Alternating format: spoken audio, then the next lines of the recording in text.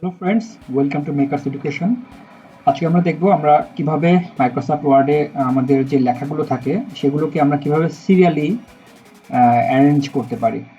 For example, আমি এখানে কিছু টাইপ করে রেখেছি, কিছু অ্যালফাবেট টাইপ করে রেখেছি।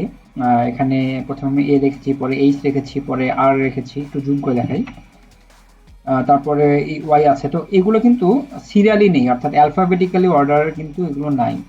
তো এগুলোকে আমি যদি অ্যালফাবেটিক্যাল অর্ডারে অ্যারেঞ্জ করতে চাই তাহলে আমাকে এগুলো সিলেক্ট করতে হবে। আমি সিলেক্ট করলাম।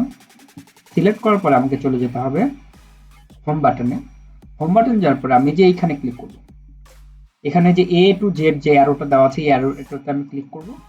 ক্লিক করার পরে আমি এখানে দেখতে পাচ্ছি আমার এখানে কিছু অপশন রয়েছে যে আমি আসলে কি করতে যাচ্ছি, মানে কোনগুলো আমি মানে অ্যারেঞ্জ করবো। আমি কি প্যারাগ্রাফ অ্যারেঞ্জ করব, নাকি আমি হেডিংস অ্যারেঞ্জ করব, নাকি অন্য কিছু। তো আমার যেহেতু এখন এগুলো প্যারাগ্রাফ হিসেবে আমি করতে চাচ্ছি, প্যারাগ্রাফ হিসেবে করতে চাচ্ছি বলতে যে এটা কিন্তু একটা প্যারা, এটা একটা প্যারা, এরকম, ঠিক আছে, এভাবে থাকবে আর কি। অর্থাৎ আরো ক্লিয়ারলি বললে এগুলো বাই রো হিসেবে আপনার সিরিয়াল করবে, ঠিক আছে। আমি আবার ইনসার্টে চলে যাচ্ছি, ইনসার্টে গিয়ে আমি হোমে যাচ্ছি। হোমে গিয়ে আমি তার আগে এটাকে সিলেক্ট করে নিব। আমি সিলেক্ট করে নিলাম। সিলেক্ট করে নেওয়ার পরে আমি হোম বাটন থেকে আমি যে এ টু জেডে ক্লিক করলাম।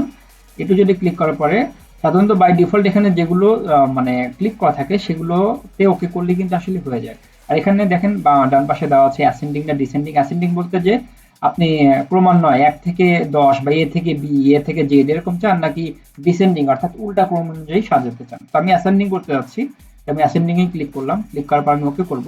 ওকে করার পরে আমি দেখতে পাচ্ছি যে আমার এখানে কিন্তু বাই সিরিয়াল এখানে অ্যারেঞ্জ হয়ে গেছে। দেখেন এরপরে আমার বি এবং সি টাইপ করা নেই বা ডি টাইপ করা নেই, তারপরে কিন্তু ই টাইপ করা ছিল, ই চলে এসেছে, তারপরে এফ চলে এসেছে, তারপরে এইচ চলে এসেছে।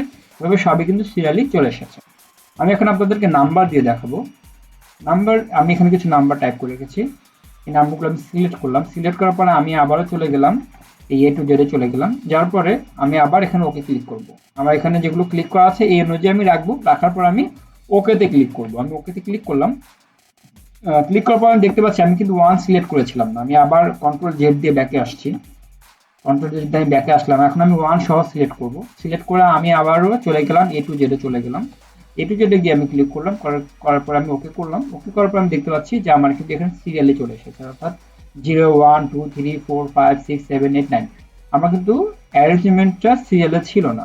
বাট আমি যখন এ টু জেড করলাম তখন কিন্তু আমার অ্যাসাইনমেন্টটা সিরিয়ালি হয়ে গেল। সেভাবে খুব সহজে আমরা কিন্তু যে কোনো প্যারাগ্রাফ বা যে কোনো টেক্সট আমরা কিন্তু এভাবে সিরিয়ালি কনভার্ট করতে পারি। আর অনেক সময় আমাদের দেখা প্রয়োজন পড়ে যে আমরা মাইক্রোসফট ওয়ার্ডে অনেক কিছু টাইপ করি, বা টাইপ করার পরে সেগুলো সিরিয়ালি হয় না। অনেক সময় আমরা জেলার নাম বা অনেক কিছু শর্টিং করতে চাই। তো শর্টিং করার ক্ষেত্রে এই জিনিসটা আমাদের খুবই কাজে দেয়। তো কেমন লাগলো আজকের ক্লাসটা অবশ্যই জানাবেন। আর নতুন কিছু জানার থাকলে বা কোনো সমস্যা ফেস করলে অবশ্যই আমাদের কমেন্ট বক্সে জানাবেন। আর মাইক্রোসফট ওয়ার্ড রিলেটেড আরো অনেক ভিডিও আমাদের ইউটিউব চ্যানেলে আছে, সেগুলো দেখার আমন্ত্রণ রইল। আল্লাহ হাফেজ।